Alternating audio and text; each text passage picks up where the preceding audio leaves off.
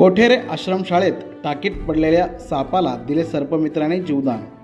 शहापूर तालुक्यातील कोठेरे आश्रमशाळेमध्ये पाण्याच्या टाकीत साप पडल्याची माहिती सर्पमित्र प्रशांत शिराळे यांना देण्यात आली।